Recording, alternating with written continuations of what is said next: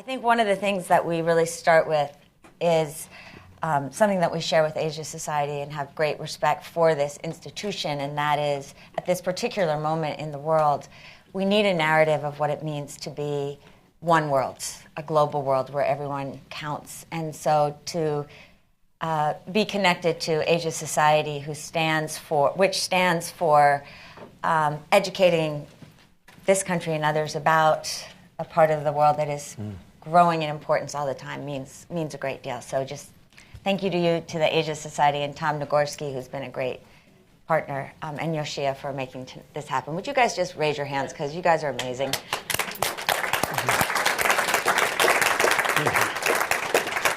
So I'm going to start, since Chris was the guy that was born in Asia.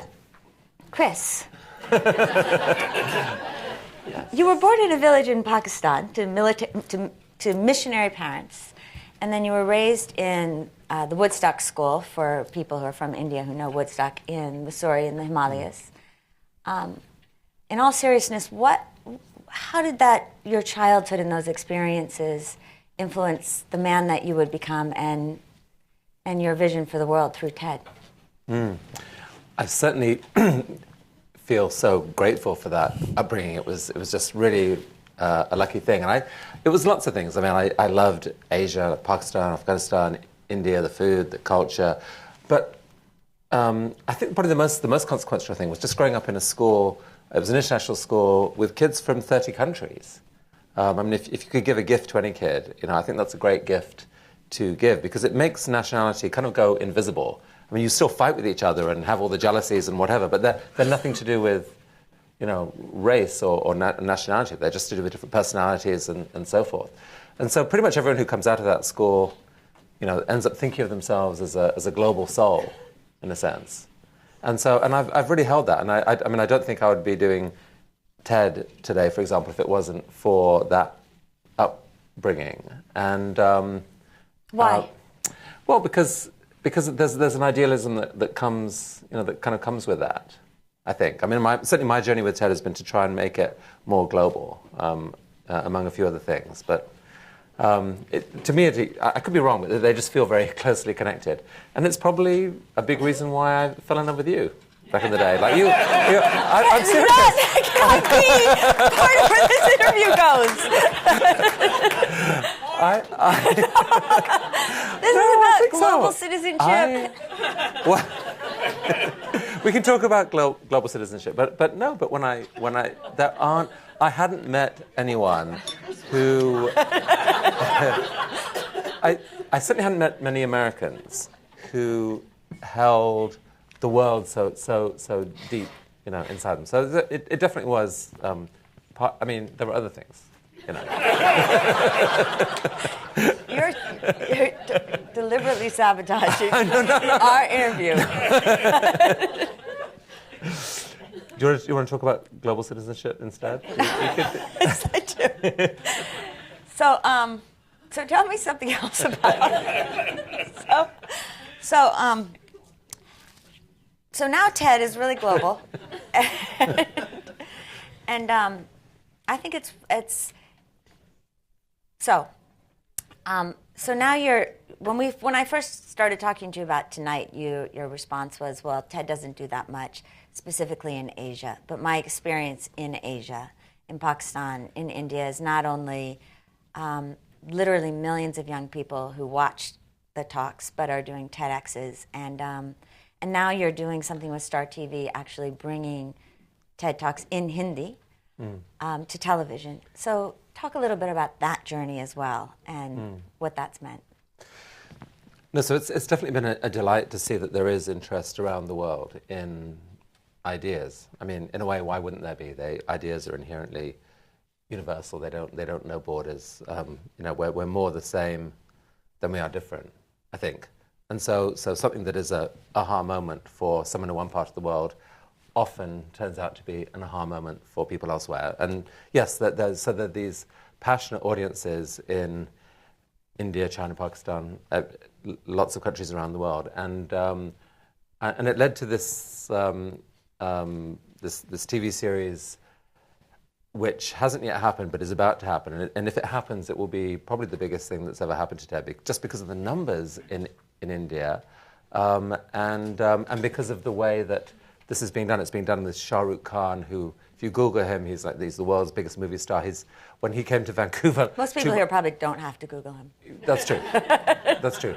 But in Vancouver, at the last conference where he was there, in Vancouver, there were kind of crowds of people outside trying to get sight of him. So he turns out to be, he's watched TED Talks and is excited about the idea of hosting the series to try and share ideas in the same way that it's a series of Hindi TED Talks, and they're going to try and make it work. And it's wild, really, because they are trying. He's a popular character. They're trying to do this as popular television that also is based on ideas, something which most Western TV stations have shunned.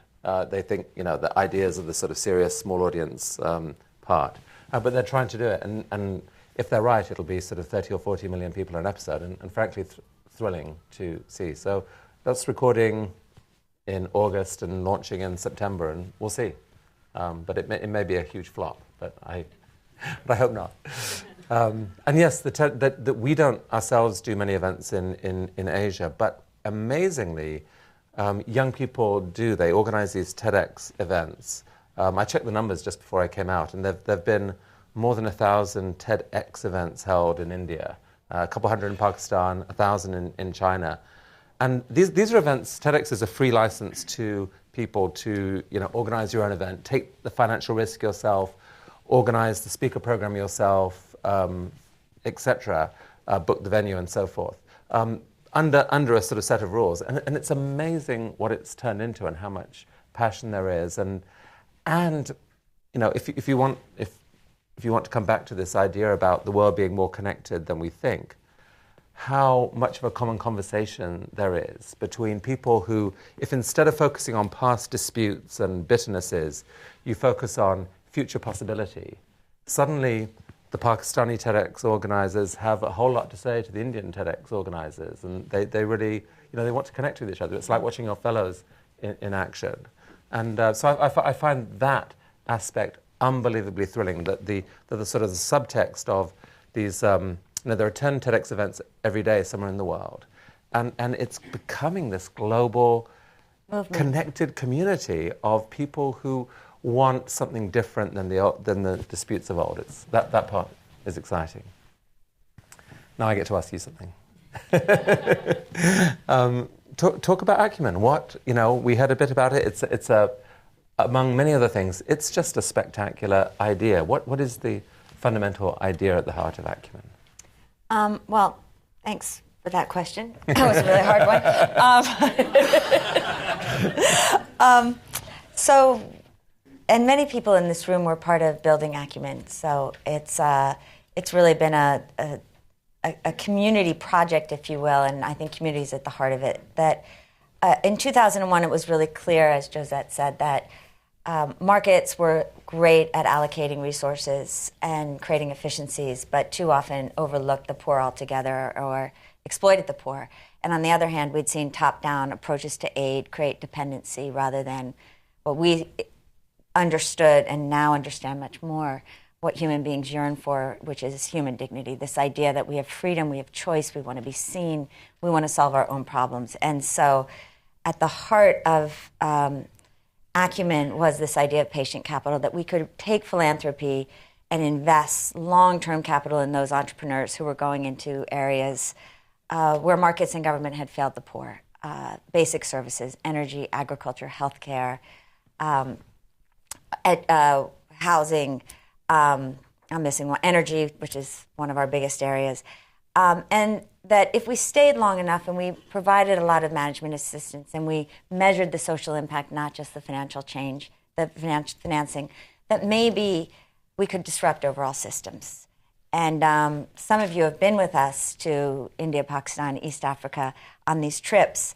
But we've really seen massive disruption. In fact, I just found out tonight, Asia Society fellows, Shafi Mathur, and his buddies came into our offices in Bombay in 2006 with this crazy idea that they would try to disrupt the ambulance industry, which is this multi-billion-dollar, at the time, broken, bloated, corrupt industry.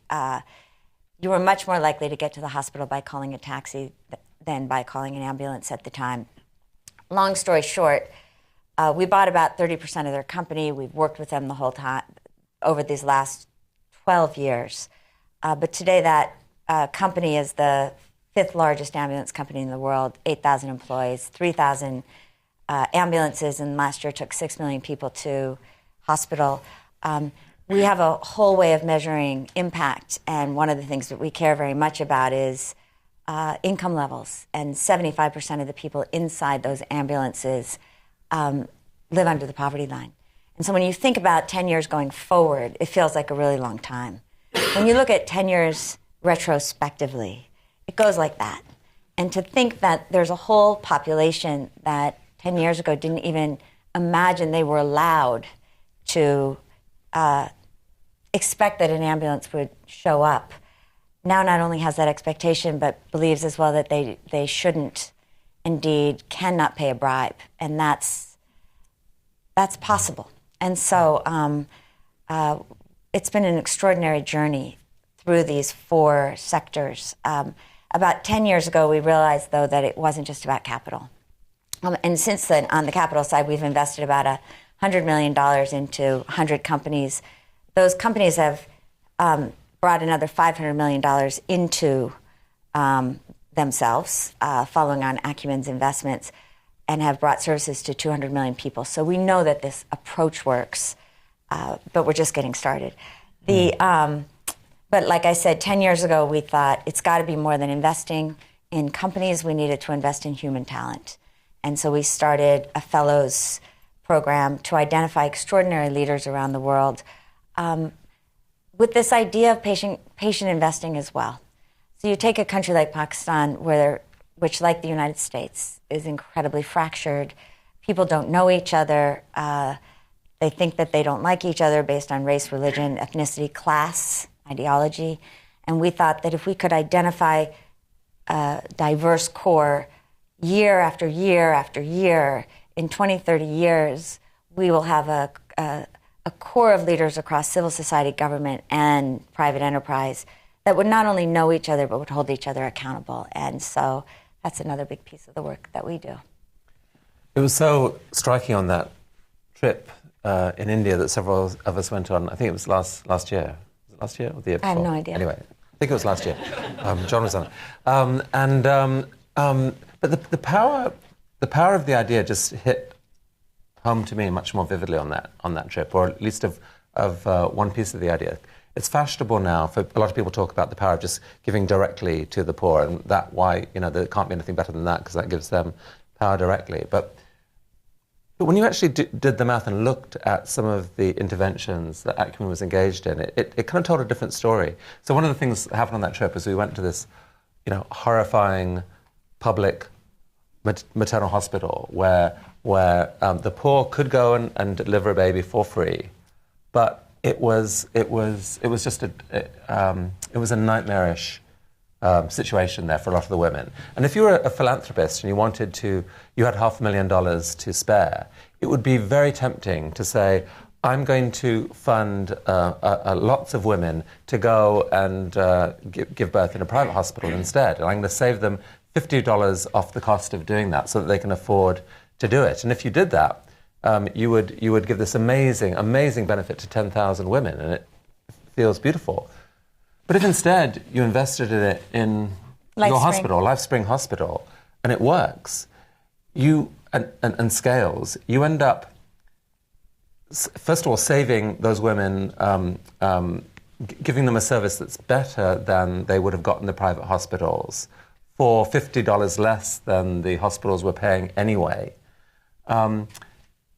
You serve more than 10,000 of them in a single year, and then that just keeps going. So it's this idea that if you find the right entrepreneur and when you actually see a system built, that system change is so exciting to see. But then, as you were just hinting at now, you've recently taken that idea further to both do systems change and to inspire this recruitment of this amazing army of fellows and so forth. mean, do you want to talk about some of the systems change, knock-on effect that happens when your ambulance company or something like LifeSpring takes off, and what that can, the ripple effects from that? Yeah, thanks for being my PR agent.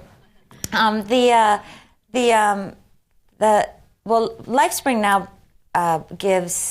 helps 10% of all babies being born in the city of Hyderabad, which is a major city in India.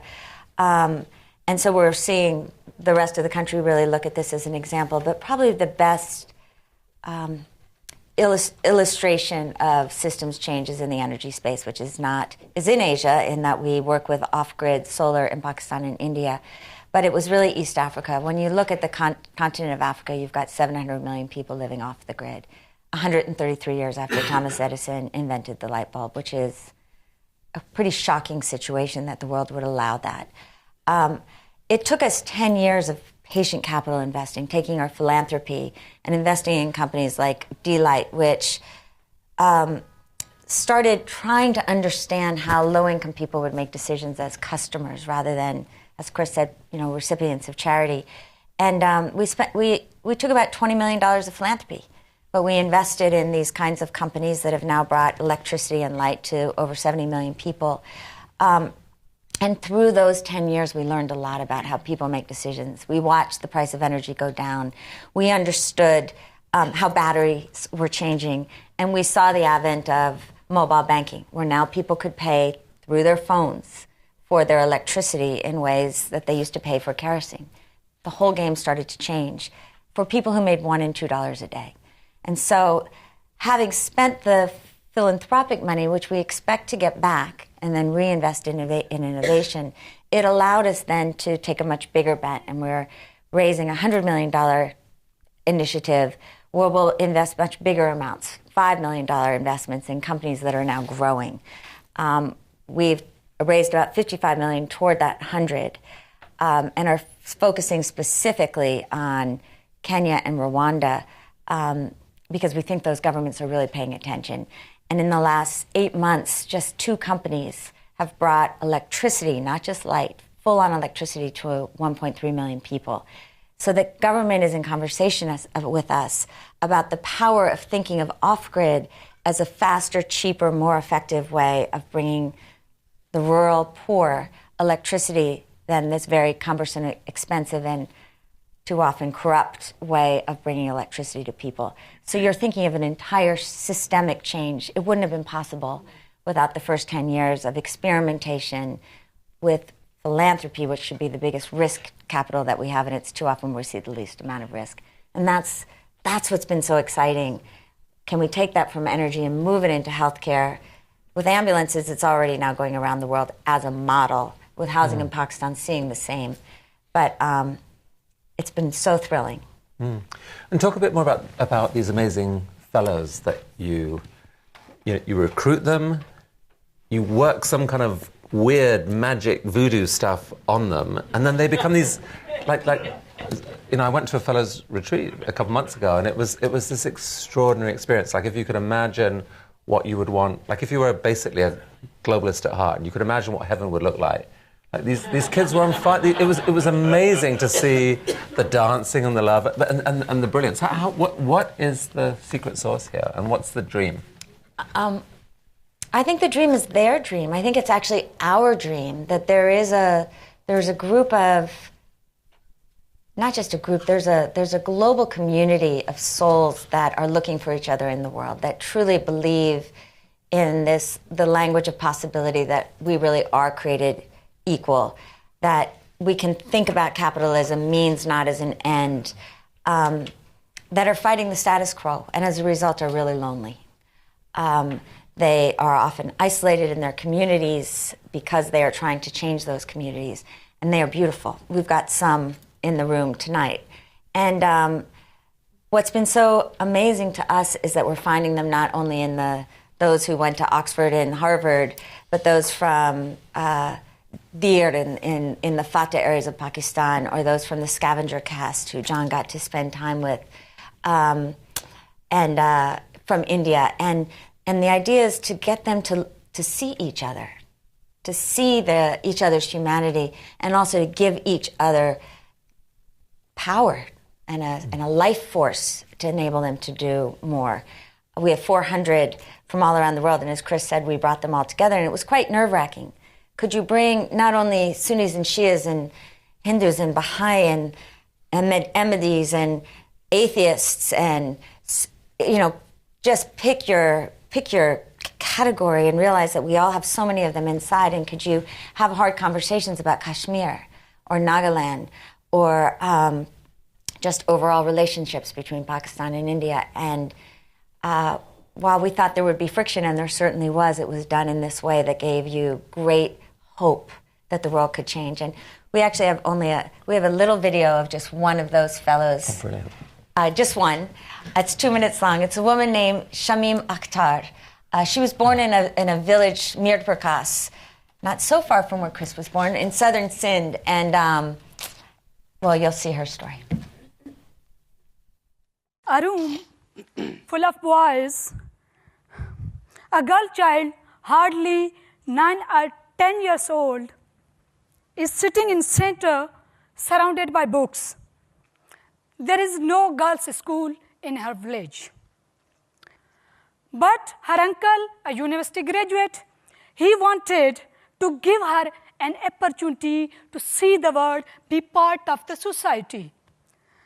Luckily, she had a name that could be used as a male, as a female.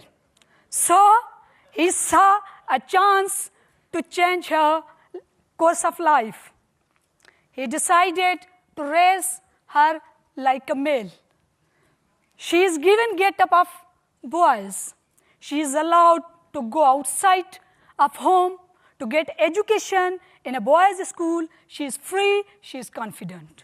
The girl whom I am talking about you is me, Shamim, who is talking before you now.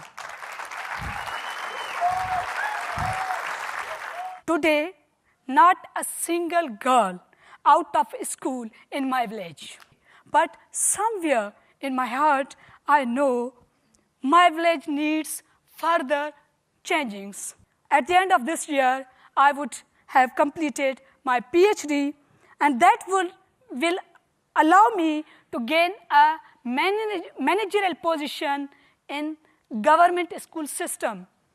Destination is not close, but I have a dreams in my eyes, and I am not going to be big.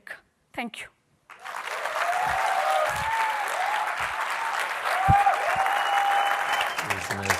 And so here's this young woman raised as a boy who somehow makes it into the fellowship. And when she was in our fellowship, she was working with a nonprofit. But after reading Martin Luther King and Mandela and Jinnah and Gandhi, she felt that she wasn't using her privilege effectively enough. And that's when she quit the nonprofit and went back to ensure that she could teach in the village and make sure that every girl got educated. And now her dream is to find a way to build schools across Pakistan for girls. Fearless does not begin to describe who she is, but imagine her times 400, and now we want to grow to 1,000 in the next 3 years.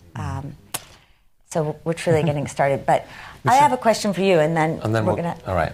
Just the only question for you, Chris, for now, is I think you're so articulate about how we need a narrative for a single world. We have some really powerful narratives out there for a fractured world, for pulling inward. And what's the counter? It's definitely been a challenging year, right? I believed for most of the past couple decades that there was an inevitability about the path that humanity was taking, that that humans were born with this sense of us and them, but that the boundary between those two things was flexible, that people could learn to broaden their circle of empathy, their sense of who was us, and that it had happened in history, and that it was about who you saw and whose story you knew, and that as communication got more powerful, especially the internet that connects people all over the world and so forth, that we would all, of course, come to see that we is humanity. And so the events of the last year of Brexit and an election where suddenly it was no longer a left-right argument. It was an us, patriots versus globalists. Was the kind of rallying cry. Suddenly it was evil to believe in globalism, and so that really went to the heart of my whole worldview and what I cared about, and feels extraordinarily dangerous to me simply because the issues that the world faces are fundamentally global, So I absolutely think that there a lot hangs on whether the story about a connected world can be reframed and rebuilt. I think the people who raised a fist against the forces of globalism had a point.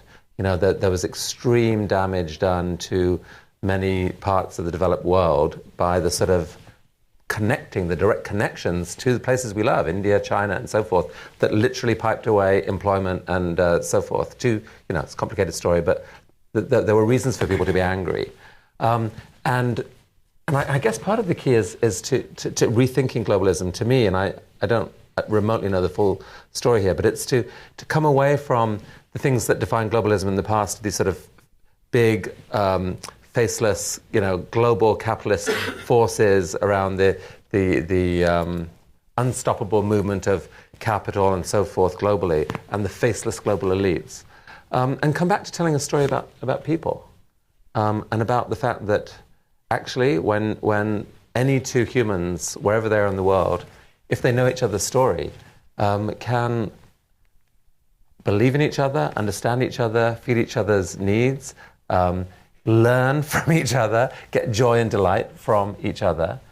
I don't want a homogenized world at all. I think there's so much richness in different parts of the world, but I think there's, the anthropologist Donald Brown identifies more than 300 human universals that are in every culture when you look a little deeper. And if we can find a way of discovering those and doing it on a human basis, as a society like this tries to do, as you do with all your work, with your fellows, we're trying to do with TEDx, that there is a different narrative there. And I think there's so much hope to be had. I know with you, I notice when you're in America, you're reading the news every day, and so you get down. It beats, it's hard to see in many ways. You come back from a trip, you're glowing, and you get so much energy and belief, and you feel the optimism that still infuses many other parts of the world where you work, despite the much lower material status. There's a belief that the future will be better, and it's just different. And I don't know. I think we both often have felt despair in the last year, but have kind of chosen to live in a different narrative, that this will pass, we'll find a better way to retell a different story. I think. So we should open to questions, right? You guys have much better... Diana. Not at all awkward questions for us. Microphone. And if people could introduce themselves. Diana Barrett, and I've been a fan of Jacqueline's for 20 years, probably. Okay. I'm wondering, in the private sector or in the not-for-profit sector, any sector, when you disintermediate either a part of the economy or a specific part of the economy, or try to disintermediate a larger part of the economy, you tend to have huge problems, lots of pushback from the government, who doesn't like what you're doing, from other not-for-profits who don't like what you're doing, from consumers who don't particularly want to use toilets, et cetera. So I'm just wondering if you could give us the texture of some of this that I know that you've had to deal with as you've worked with these various issues around the world. Yeah, I think, when people say, oh, you run a nonprofit and you are bringing goods and services to the poor, how lovely. And you think, actually we've learned more about kickbacks, extortion, speed money, sabotage, than we ever dreamed. because as Diana said, that when you think about the poor, they don't actually live in market economies. They live in political economies. And they're political because everyone has their hands in it. And that includes this country.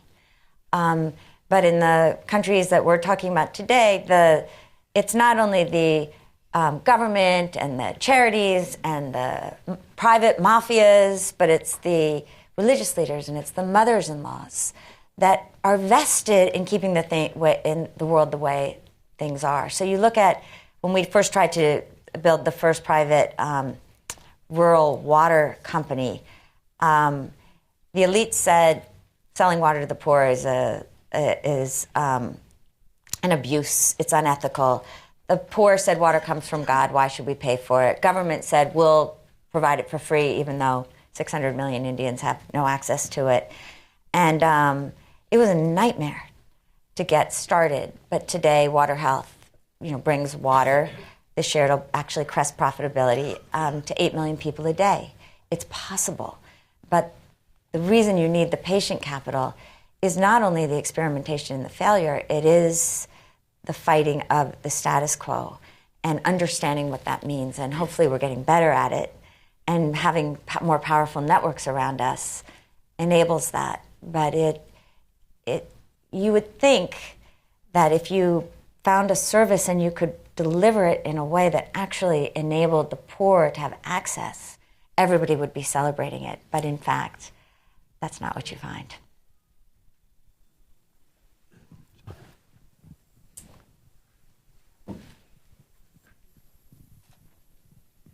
I'm John Haidt. I'm a professor at NYU and on the advisory board of Acumen.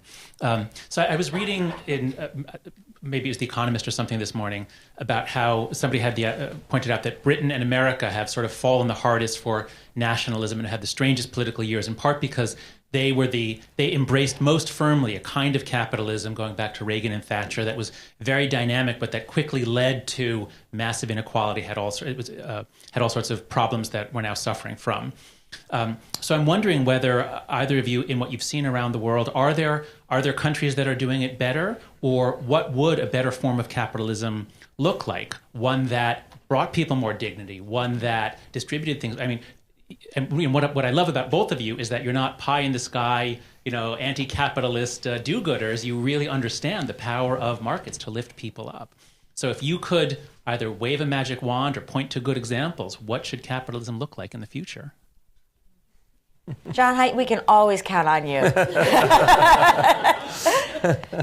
So, in a way, there are two ways of answering that question, because one is which countries are doing it better.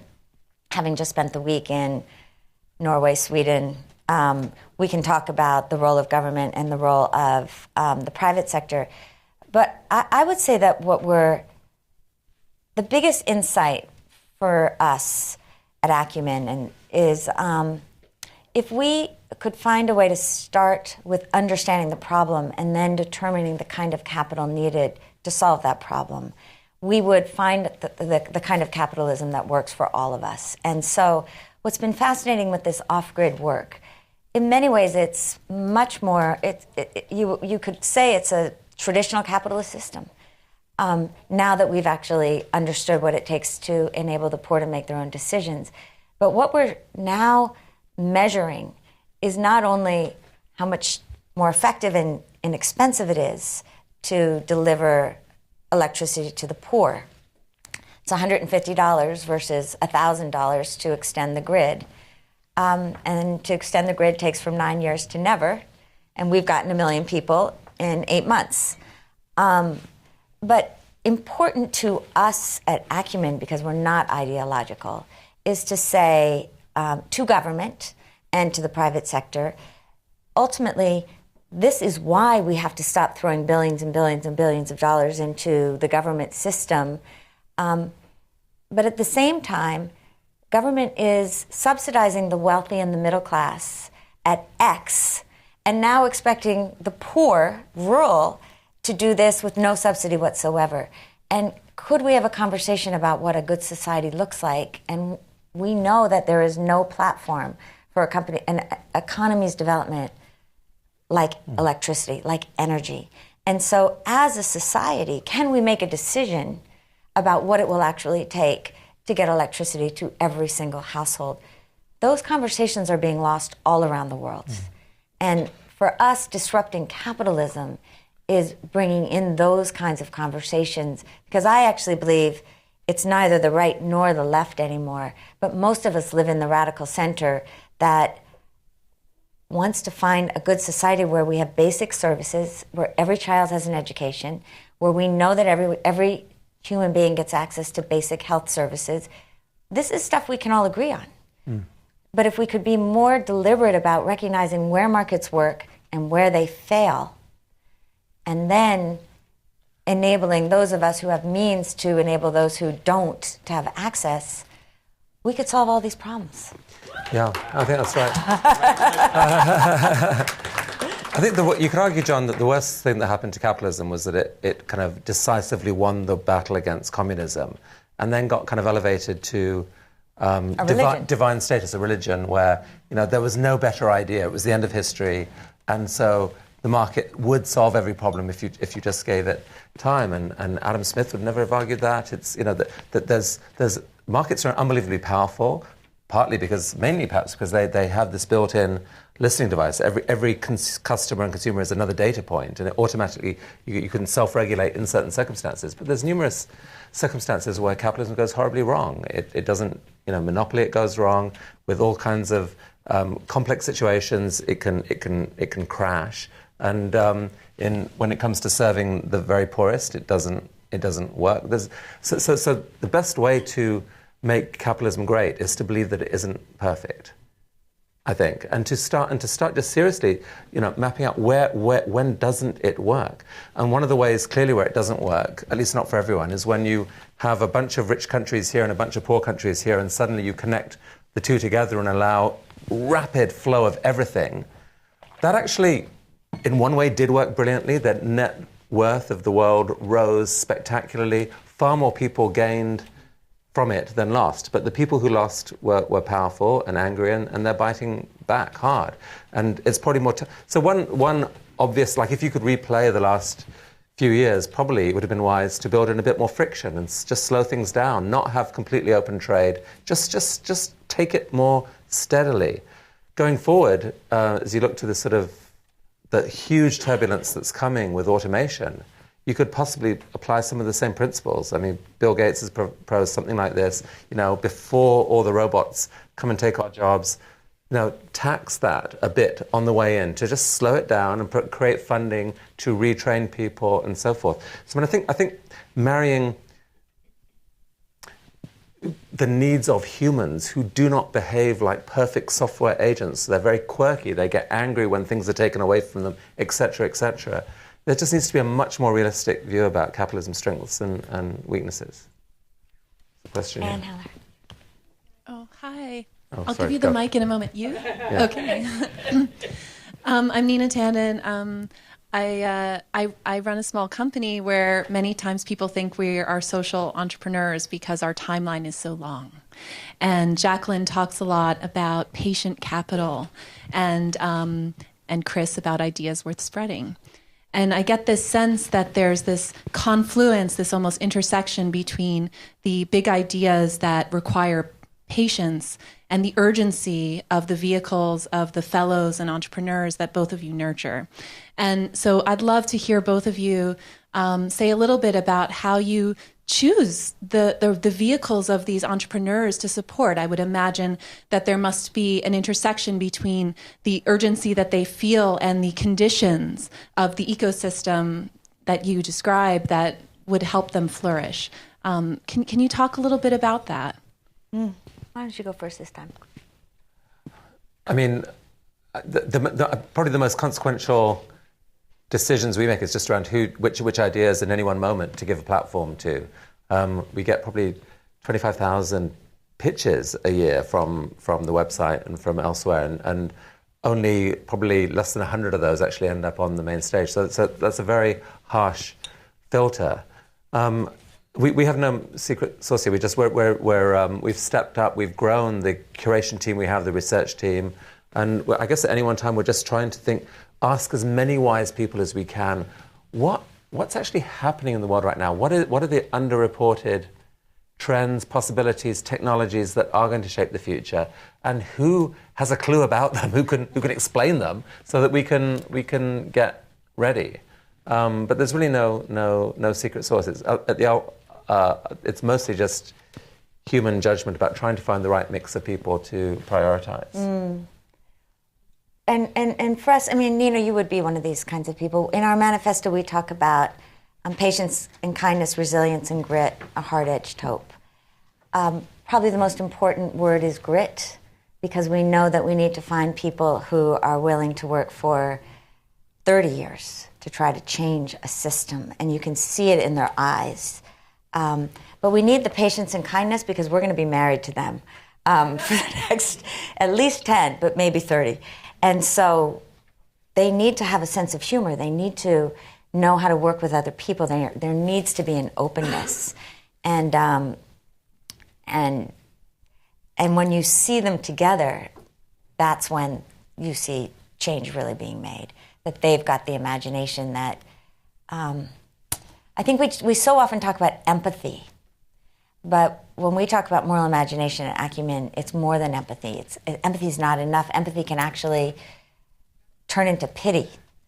What we want is those individuals who can put themselves in another person's shoes, build solutions from that perspective, and imagine a world that could be, and then go ahead and decide that they're going to go and be the ones to help build it. And that's what I think makes a great entrepreneur. But it certainly makes a great social entrepreneur, and I would say that you are one for the kind of work you're trying to do in the world. You know, we'll be married 10 years in a year's time. Do you think we have 30? You said a minimum of 10 years and maybe 30 that you'll be married to. I know, but that is such a ridiculous... He's trying really hard to just, divert the whole thing. That's basically our marital roles. She's the serious one, and I'm the ridiculous one. But it's a good pairing. Ann Heller, founder and CEO of Power of Two. Chris, you talked about the romanticizing of capitalism.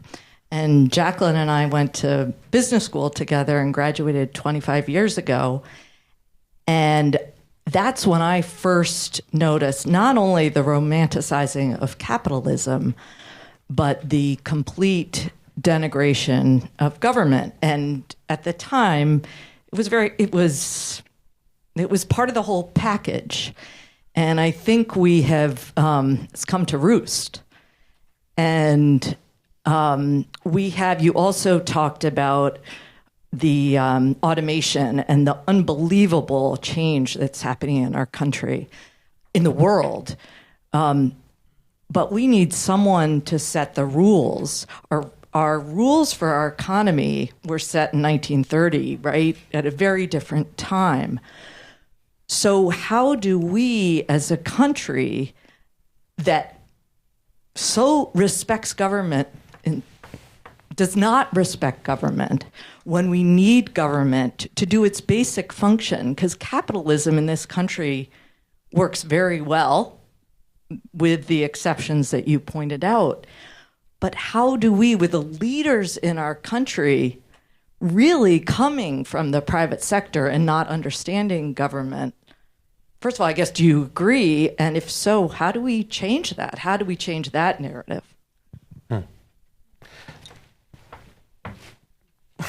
I mean, I do think that there are some systemic things that absolutely need to happen. We measure the wrong things, like systems optimize for what is being measured. Much of modern, both economics and politics, is driven by, obsession with GDP. We must grow.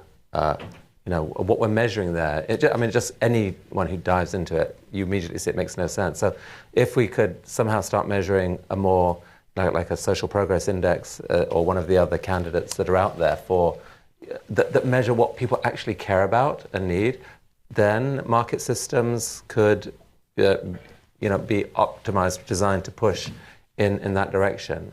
And likewise, we shouldn't, people coming out of college shouldn't be setting their hearts on the Forbes list for, net worth. It should be the Forbes list for net impact. And there's a bunch of sort of systemic things that could change, that would have massive ripple effects, I think. Yeah, I would answer it.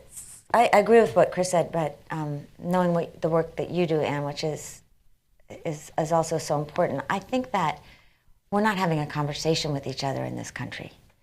And so we have those who would denigrate government and those who feel that anybody working in business is not concerned with the social good. And that's the broken conversation. What's really exciting to me in the work that we do in Acumen America is that similar dynamic where we're finding an amazing group of young entrepreneurs. Most of them are immigrants, and they're not ideological. They're trying to solve the toughest problems that we face, and Barclays has been a great supporter of this. So, for instance, one of the companies Barclays helped us invest in is a company called Learners Guilds. It recognizes, this is not so much with government, but it recognizes that too many of the coding nonprofits don't actually get low-income young people, particularly of color, into serious jobs. And too many of the for-profit ones burden them with debt. They're trying to work in at their jobs, and it's too stressful for them, and they often drop out with debt and no coding job. And Learners Guild is in the middle. It provides them with a stipend, 10 months. At the end of that stipend, you have to repay, but only once you start earning $50,000 a year. And many of these young people are starting at 70, and they come in under 20.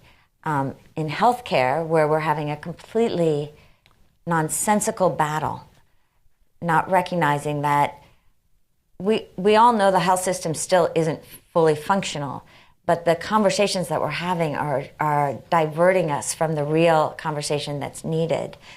A company called Healthify has come to understand the social determinants of health, that we get sick not because of diseases that descend upon us, but because of the lead in the paint in our houses, because of the stress that we live with.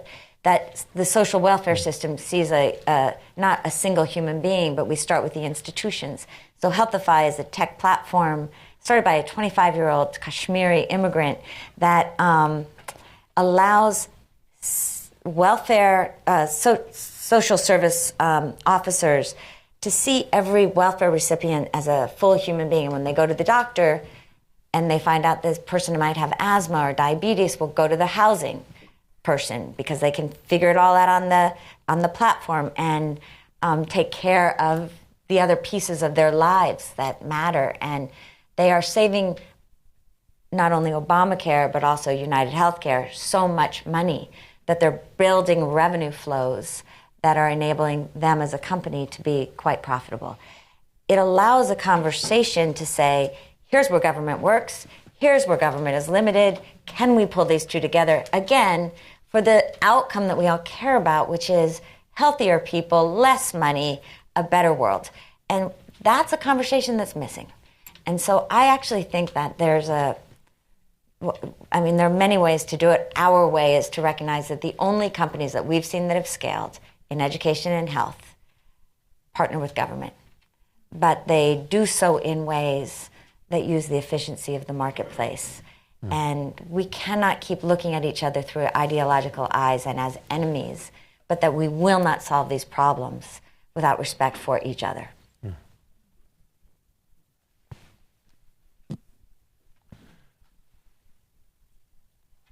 There's a great deal of money flowing into so-called impact investing these days, an onslaught. I've been doing it for a decade.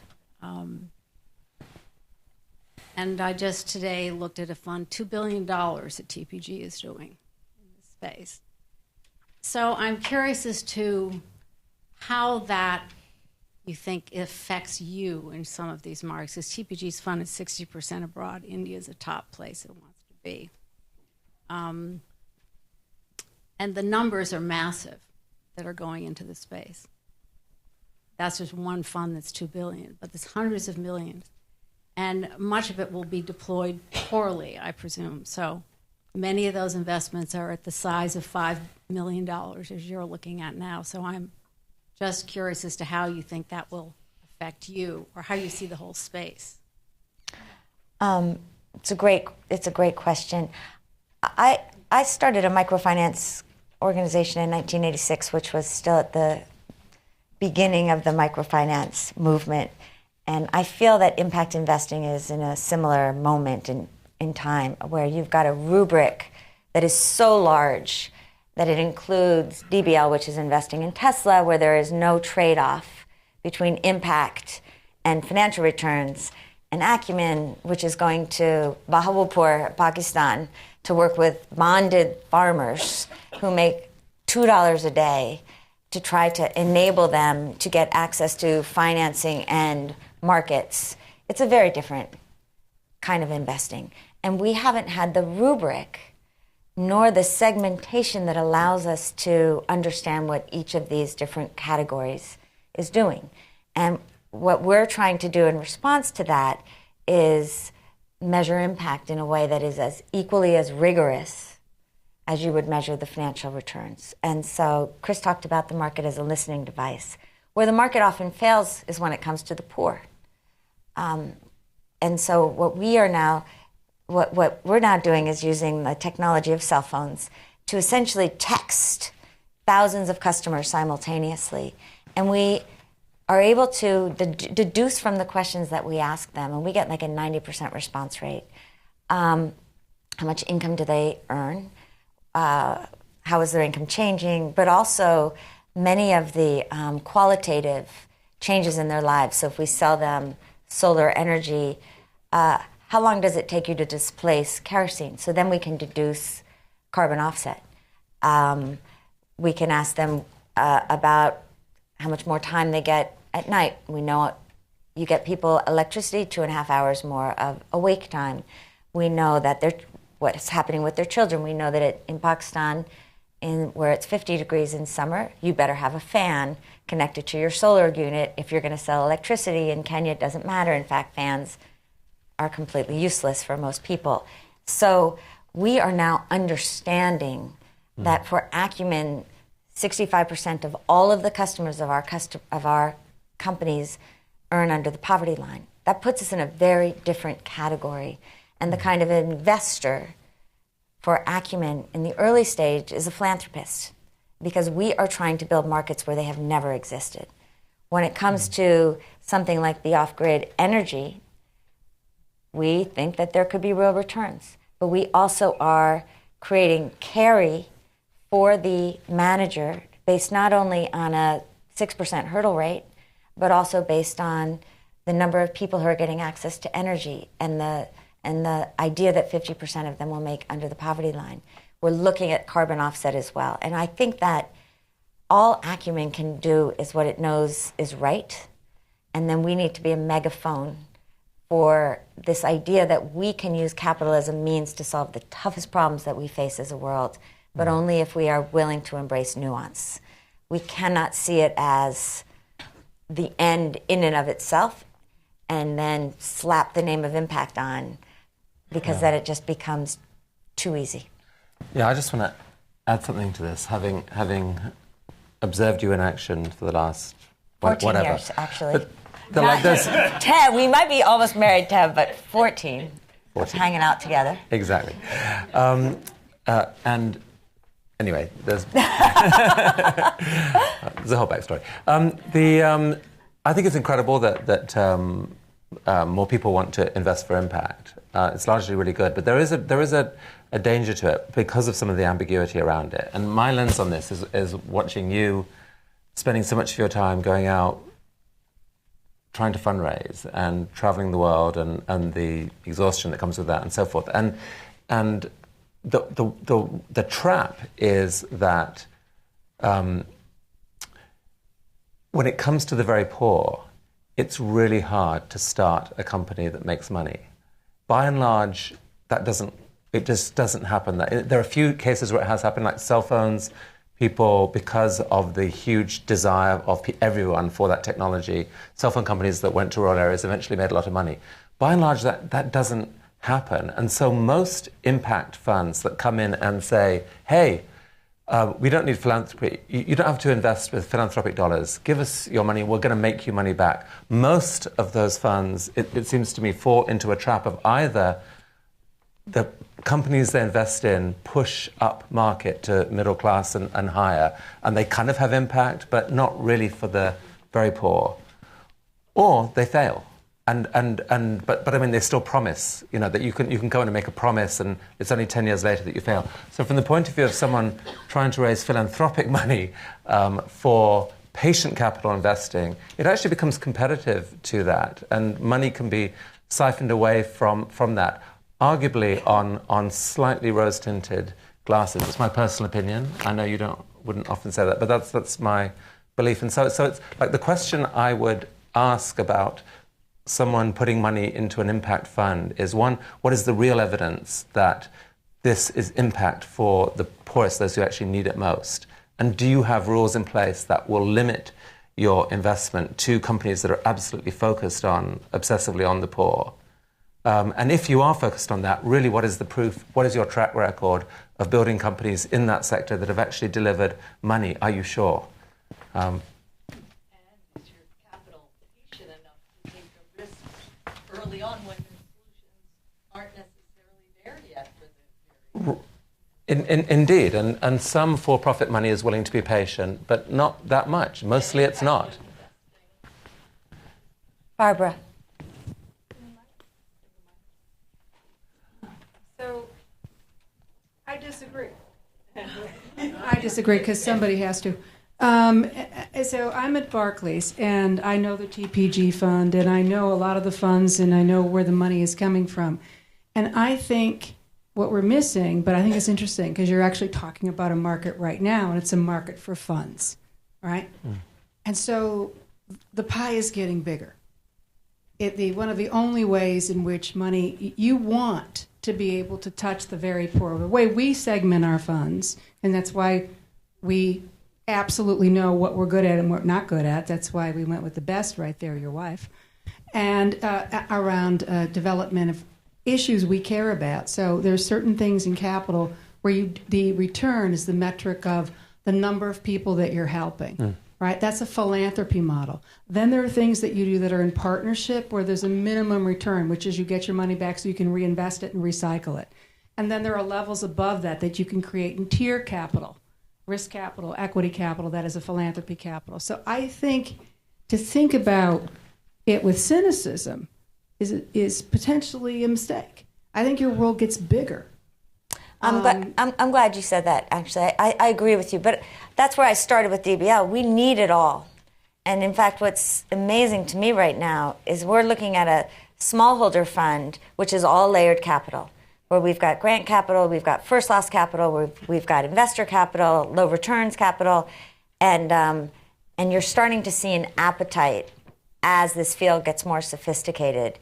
But we need it all. And if you look at the off-grid energy work, the other players at the table include some very traditional private equity players now. It took 10 years to get them, but now we need them because the companies, the off-grid private sector companies could be billion-dollar companies, or they'll be bought by the ONGs or Siemens of the world. And it's very cool to be a part of it, but we've watched this sector over now 13 years go from philanthropy to corporate, because the corporate players are playing as much as the investors.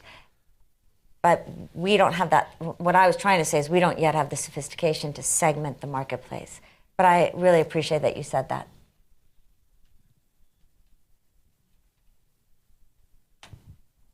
I just think Chris is getting off the hook a little bit too much here. So a few questions for you. So public speaking is the biggest fear, apparently, in all of humanity, or at least in American humanity. What have you learned about public speaking and people trying to communicate messages what would you say are kind of, if not the TED commandments, like what you've observed are really powerful keys to that? I'm interested in which TED Talks most affected you. Not what you're, most popular, but ones that really hit you. And then I noticed that you said why you fell in love with Jacqueline, but she hasn't said why she fell in love with you. So after that... Don't ask her that. It may not have happened yet. After that... we'll turn the table.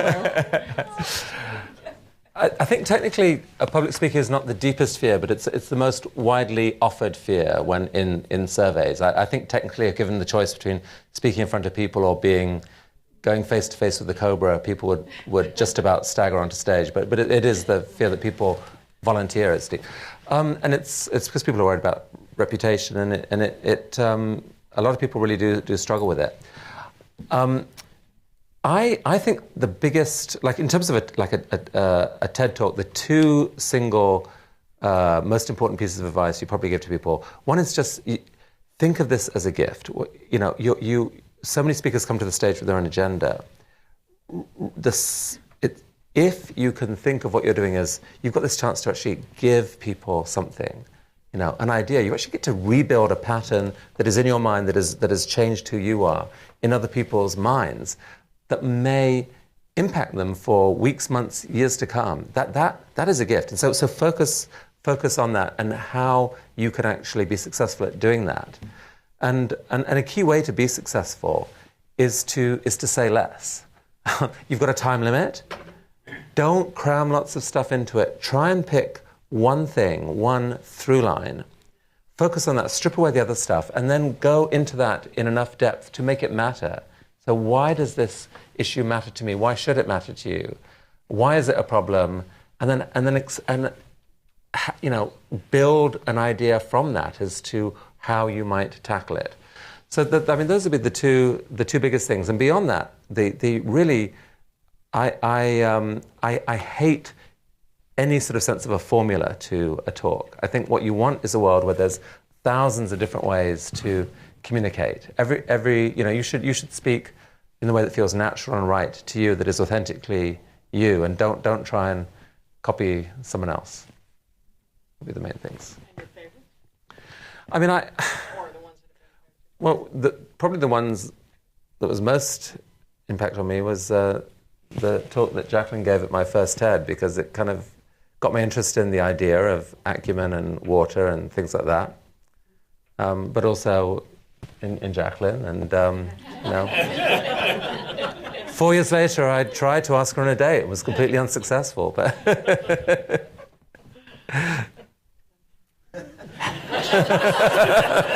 Okay, so I'm going to defend myself a little. So the reason that Chris was unsuccessful was I was a little. He was already giving to Acumen, and I'm the eldest of seven in John knows, a big Catholic family, and we play by the rules. And so I felt that it was inappropriate to go on a date with a donor and a divorced man. That was not in my idea of my type. And I think I was really afraid of, as a woman of our generation, of somehow getting made smaller somehow, I think. And but Chris, for anyone who knows him, and the reason I think he has been able to build what he's built, is not a man that takes no very easily for an answer. And so when he asked me on a date, I was like, no, I'm sorry. And he's like, do I have any chance? And I said, no.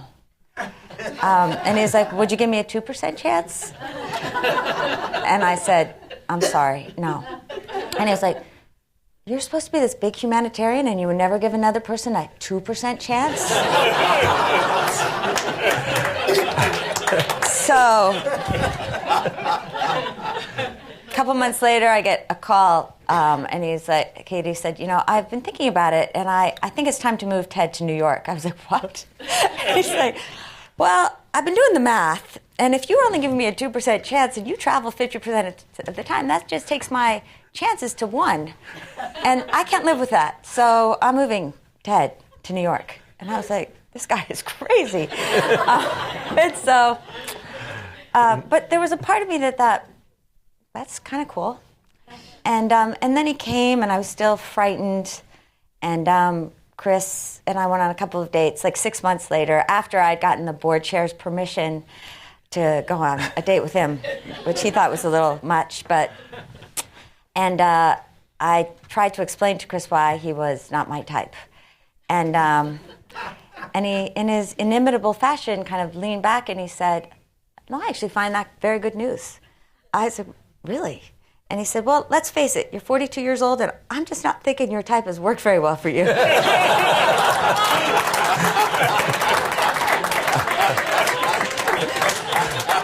I think that was the moment that I fell in love with Chris. And the truth is, to live with someone for whom impossible is a challenge, and who sees goodness in everyone and possibility in everything, and who added an extra vow at our wedding that he would never hold me back, is the great gift of my life. So.